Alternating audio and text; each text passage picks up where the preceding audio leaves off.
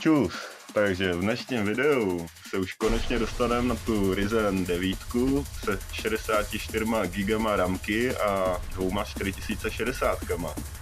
Takže máte se na to těšit a ještě průběžně budeme řešit tu vykopávku, ze kterou byly další problémy, vyhořel tam zdroj a uvidíte, takže tady máte video. Trošku jsem to tady poklidil.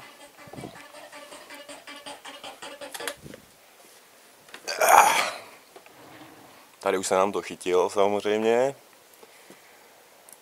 Taky používáte Microsoft Edge jenom pro instalaci Chromu. Asi bych řekl, že nebudu jedinej, co? Já, teda už to po mně chce nějaký synchronizace, Chrome.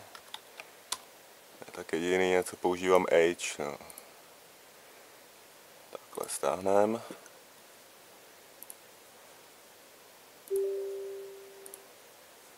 Tak, teďka můžu Edge hodit hezky do koše a smazat.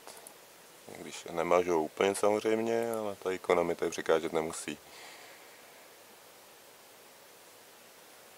Tak to bychom měli a teďka zkusíme první zapnutí. Zapnutí tady toho třetího počítače. Dva už nám běží, máme je nainstalovaný i přes nějaký menší porodní bolesti. Takže uvidíme, jestli se spustí tohleto. To mě docela zajímá, protože tady to mělo jenom jeden konektor na základní desku, na to ATX, protože to je jenom 4 kg. Má to výstup akorát jenom pro ty dva disky, které tam narvu. Takže ten bude tak nějak plně využitý. Aspoň někdo to ještě použije. Jako něco se na tom dá ještě v pohodě zahrát. Jako, sice ne na full, ale no, bych to mohl mít zásuvce, co nejdřív. Když uvidíme, jestli mi to už neschodí jističe, no. Ono už tady dva kompy, třetí komp a zářivka. Ono se to nasčítá. Tak teďka to buď to všechno zasne.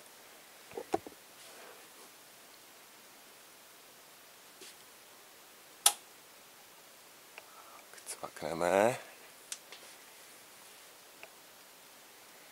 Jo, chvilka překvapení. Teďka to bouchne. Sakra. K tomu dá taky instalační flešku, co? Rovnou. Zase do USB 2. Z trojky nám to moc bootovat nechtělo.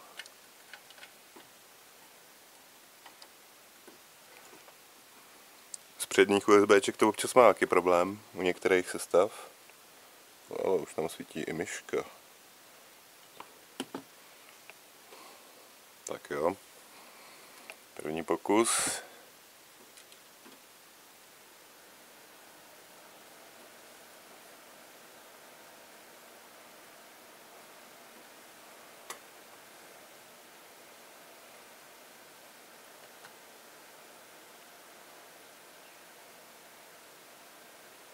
Ty vole, vypadá to, že se námi BIOS chytil.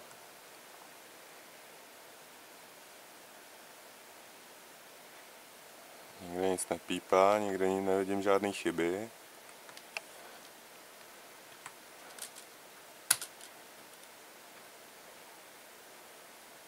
Já, to jsem nechtěl startovat mý Windowsy starý. Počkej, to už nepotřebujeme.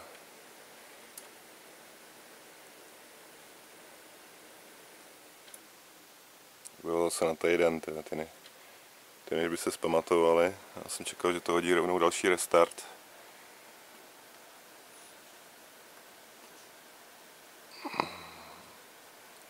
No, to po ukončení BIOSu rovnou bootovalo, tak se nabootujeme z USBčka přes F11. Tady u té AS ROG desky. Gigabyte, tento má pod F12.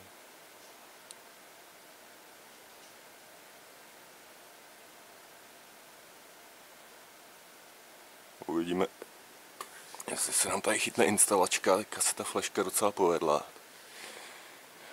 Takže desítky asi narvem všude.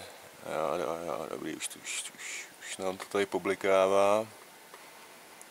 To znamená, že už se načítají data z flešky. Tak to vypadá, že to pojede. Ještě uvidíme, jestli to nechcípne, až tam narveme ještě ten jeden disk. to nebude moc slaboučký. Ale jinak úplně pohodový počítač, si myslím. Sice taková nižší třída, ale furt to rozjede většinu věcí dneska. Sice na nějaký horší detaily. No, vlastně úplně ten samý komp jako záložní, akorát s větší ramkou. No. Tak vypadá to, že se nám instalace chytá, tak je to dobrý. Takže se zase uvidíme, až mi přijde ta základní deska, jestli mi teda ještě přijde dneska, doufám, že jo. To bych se rád pustil už konečně do toho pořádného kompa. No jo, ty aktualizace.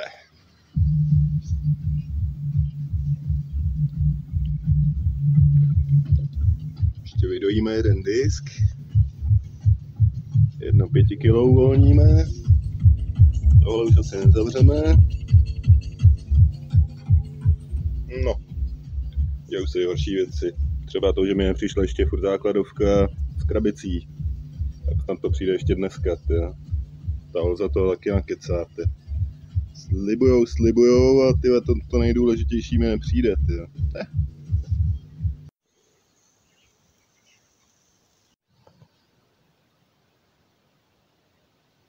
Další malá aktualizace. Ale zase nám rozhoupala, doručili aspoň tu desku. Když jsem tam přišel, zadal jsem kód, tak se mi samozřejmě otvírali i ty boxy, ve kterých jsem měl objednávku předchozí 2 dny. Takže kvůli tomu mi tam nemohli doručit ten case, protože si mysleli, že to tam asi ještě furt je. Takže tam mají pěkný bordel. A neví ani, co tam lidi mají a co tam lidi nemají. Což je taky dobrý. Tak napsal jsem jim, že stačí, když mi to doručí jako do toho boxu, ve kterém teďka už 2 dny byl vzduch. Ten velký, kam by se vešly ty casey klidně 2. Tak jako snad to nějak klapne a doručej to. Zatím se teda přemýšlím, že zase rozeberu ten počítač.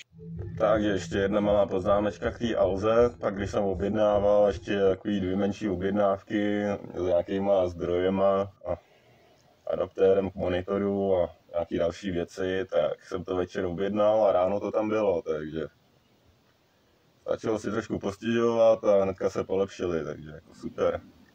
A hlavně už jsem dával i předtím tam ty dva starý počítače, ty jsem taky dřív pořizoval na Alze a tam s tím nebyl taky žádný problém, takže zase ne, že bych na to úplně až tak nadával. Ale nasere to, no, jako když čekáte na case celý týden. Z toho se vydám tu starou základní desku, zase z toho půjde ven zdroj a všechno a asi tam nacpeme ten novej. Protože to má pro mě vyšší prioritu než tady ten komp a tady ten komp, tak ten asi skončí tamhle v jednom starém vymláceném caseu zatím, nebo uvidíme, co někam budu dávat, ale asi jo. Takže ono kdo ví, kdy to z té Alze přijde. Tady zatím nalaju granko do klávesnice. A jakmile to pak přijde, tak to akorát přehodím. Už máme vyzkoušený, že to funguje, že se to tam krásně vejde, tam je víc vzduchu jak počítače, takže jako to, když se kouknete, tak jako to prázdná bedna, to se tam vešlo 2krát, možná i jo, ale že se dalo udělat 2 kompy v jednom možná, tak a to nevím, jaký důvod by mělo. Tak jdem si dát toustíky, grančičko a pustíme se do stavby toho hlavního počítače. Hurá!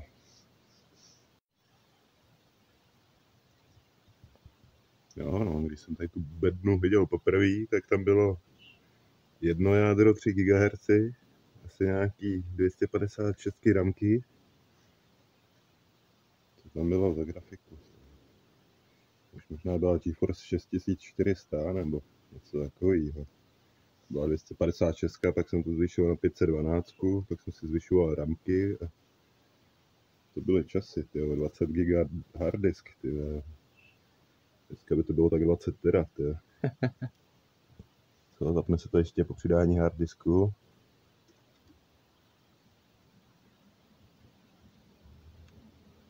Taková krásná stylová bedínka. Akorát budu muset vytisknout nějaký kryty dopředu nový, ty už nemám.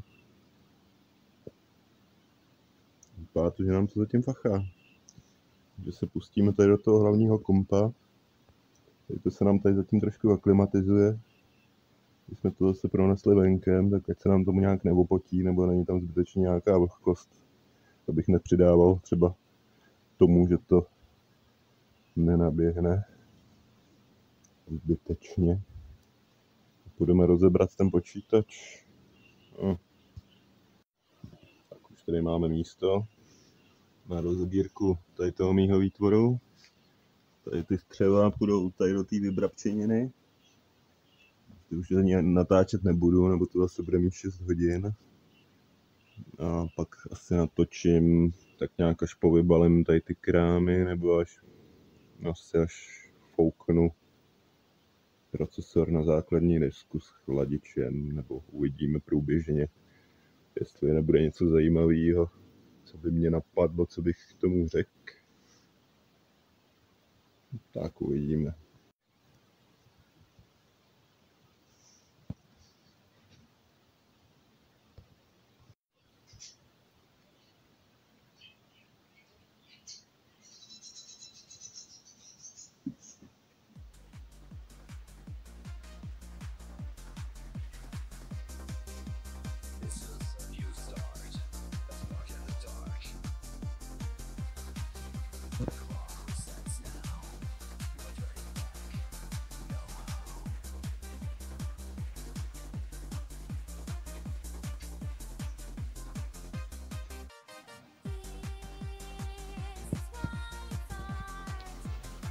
Je nějaký error, svítí červeně.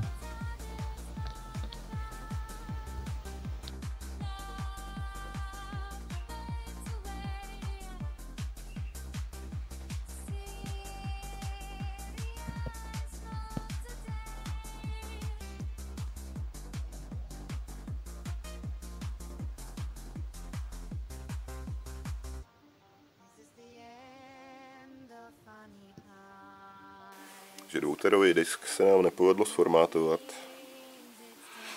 Tam to píše nějaký I/O, vstup, výstup, nějaký chyby nebo něco na ten způsob. Jinak všechno tady už funguje, snad doufám, tak jak má. Chladič vypadá, že taky chladí. Tak jo, no. Už to máme snad za sebou, co se týče stavby, a teďka otestovat veškerý software a pokusit se rozjet v co nejvíc aplikacích ty 2 grafické karty, protože taky je nebude podporovat úplně všechno. Ale v počítači vidět jsou a trochu mě zneklidňovala ta sběrnice druhá pro tu grafiku, že tam má 3/4 sběrnice vyzobanou a má tam jenom pár obsazených pinů, tak jsem doufal, jako aby to vůbec fungovalo. Zatím to vypadá, jako že jí to tak nějak bude asi schopný využít. Takže ještě bude sranda, uvidíme, jak to zamává s VR-kama. Asi vám se možná taky švihnu ještě nějaký video.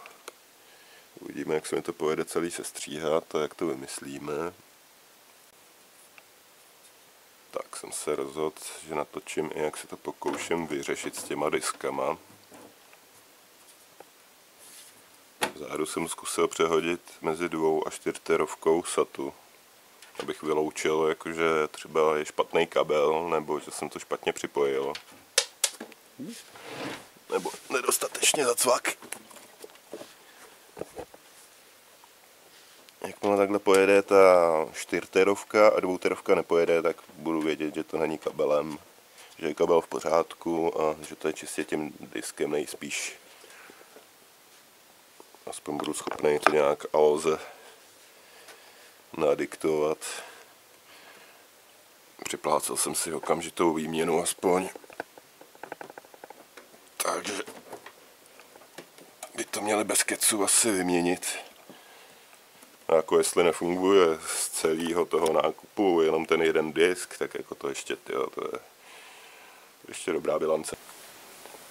Zatím jsem tady přehodil 2 kabely mezi těma diskama a chtěl jsem vyloučit, jestli na něj hájí jenom kabel. Přes diskpart jsem zjistil, že to vypadá furt stejně, protože, no, i když úplně stejně ne. Teďka je aspoň na nule, ale má furt jakoby 0%, 0 milisekund a nechce se ani převíst na GPT a MBR. A teďka jsem přehodil kabely, takže kabelem to určitě není. Takže jsem si asi vylosoval zrovna 2 terovku mrtvou, no, z nějakého důvodu. Není možný to nějak naformátovat a vůbec nic s tím udělat pomalu. Takže, hurá do reklamace, no. Sakra. No, tady prostě teďka, když diskpart násilně ukončím přes Ctrl C, tak mi to tady vyflusne.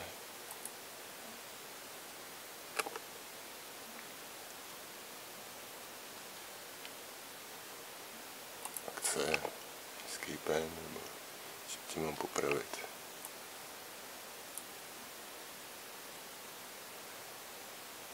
Předtím mi to tady vyhodilo aspoň chybu. Vstupu, výstupu. Vždycky někde vyhrabat nějakou klávesovou zkratku, která to ukončí, a občas taky prdel. Tady to zůstane, tady se to bude furt točit dál veselé. No, tak vykucháme disk a asi ho dneska zavezem do Alzy. No. Co si dá dělat, aspoň 4terovka funguje, aspoň ten větší máme. A já jsem teda tu 2terovku jsem si chtěl teďka použít na Steam, tak si tam naházet hry. A taky zase budeme mít rozvrcený všude jako vždycky. No. A co se týče instalace Windows 11, tak tam je stejný problém jako s desítkama, že jakmile je připojených víc disků, tak s tím ty Windowsy mají problém. A teďka mi došlo vlastně, že tady ten disk je špatný, že možná Windowsy se nechtěli instalovat i z toho důvodu, že nebyli schopní s tím diskem nějak komunikovat. Takže potom, co jsem odpojil ty 2 pevné disky na těch SATách a nechal jsem tam jenom to NVMko, SSDčko, takže to se chytlo a normálně šlo naformátovat a normálně se to rozjelo. A tady vidíte zase chytný disk, jak vypadá. Po chvilce vyskočí prostě na aktivní čas na 100% a jede na 100%. Teďka jsem to nechával celou noc. Šup 100% a po piči. Takže to by bylo tím všechno k těm 4 kompům, co jsem právě zkompletoval. Tady máme první, tady máme druhý, tady máme, no zatím ještě zkompletoval, no, až mi přijde ta bedna, tak tady ten starý ještě skončí v bedně. A tady máme poslední. Tak jo, tak jdeme uklízet.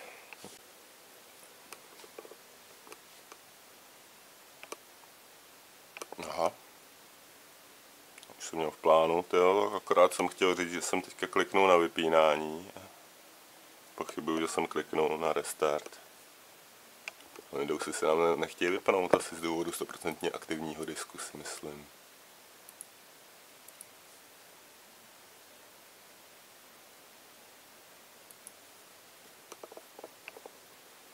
Tak další pokus o vypnutí. Ale jelikož máme tam rozsvícený hard disk asi na 100%, tam tento furt fejkuje.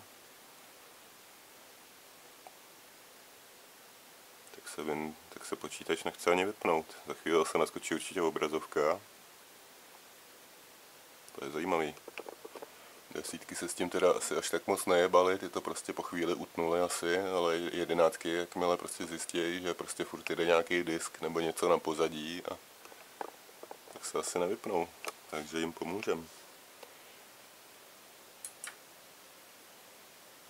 Ten se nám nepovedl sformátovat. Ještě mi bránilo teďka vypnutí počítače. Sráč jeden. Tak jo, no. Tak se ještě budeme jebat s diskem a ještě s redukcí a ještě musí přijít krabice a nekonečný sraní tohle. Velký špatný, no. Tečka, Jak to balí jenom do toho pytlíku, ty nejsou schopný to dát ani do papírové krabičky, ty disky, to je vždycky prasárna, že bych byl. Nepremává. Nějaký problémy. Tak jsme to vyfoukali.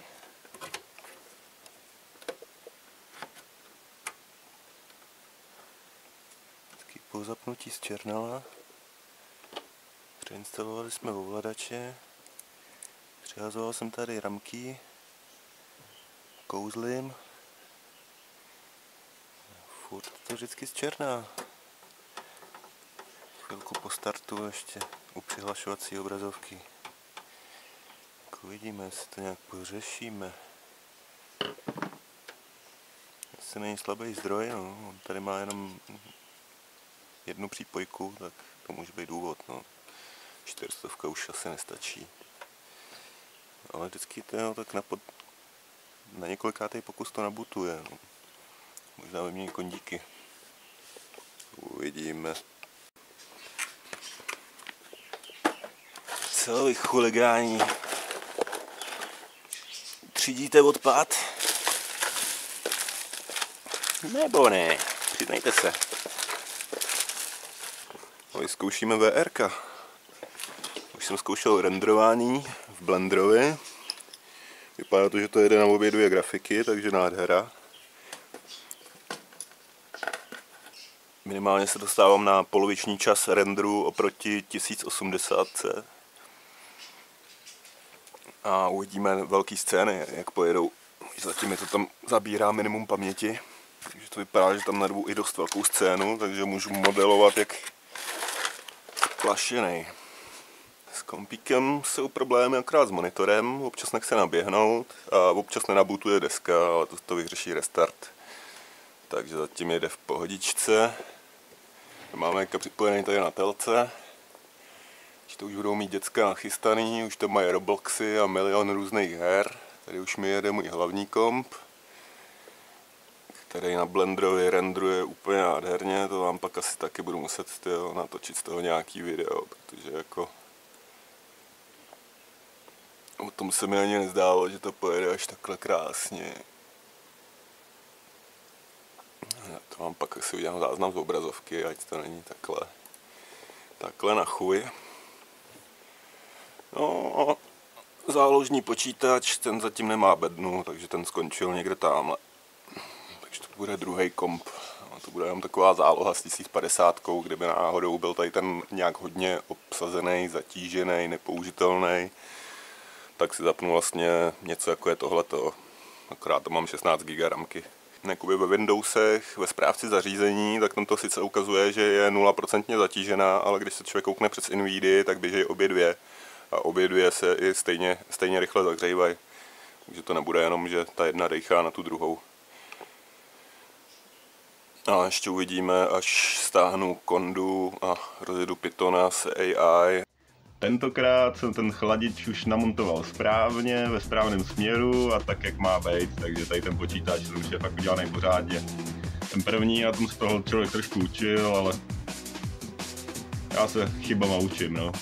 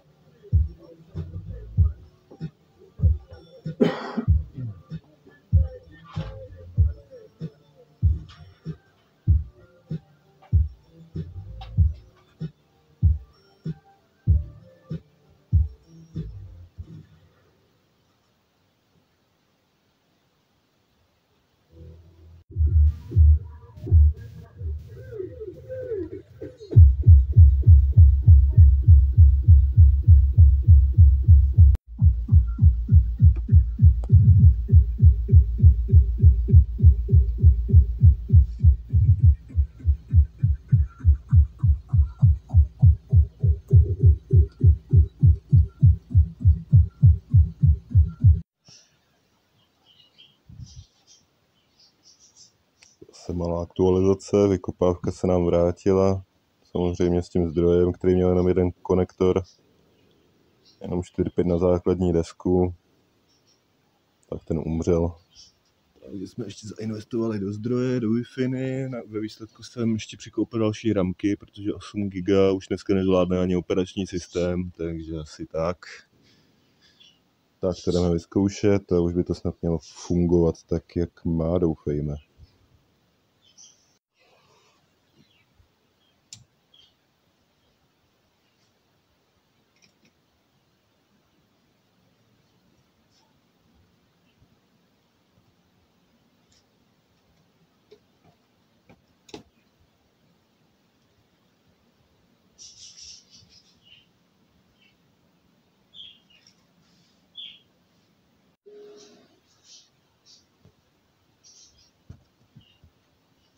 No, konečně to vypadá jako můj komp. Provázek je top. A tak. Pevný jako skála. Nádhera.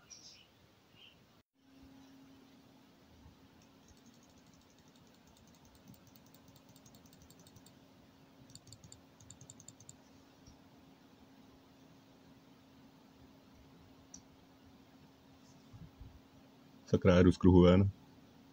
Naopak. No, přišli mi dělat vodu, tak jsem musel utíct od počítače a mezi tím mě zabili hajzlové, ale zůstal jsem 13.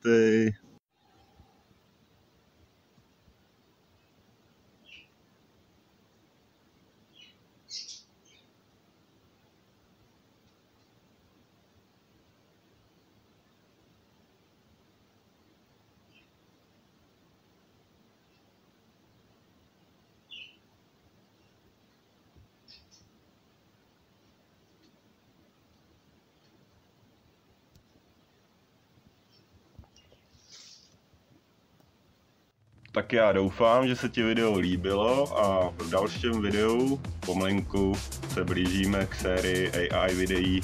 Trošku to zatížíme, možná i VRK, hraní a něco takového by tam taky mohlo být. To tam bude dost. Takže zatím čus.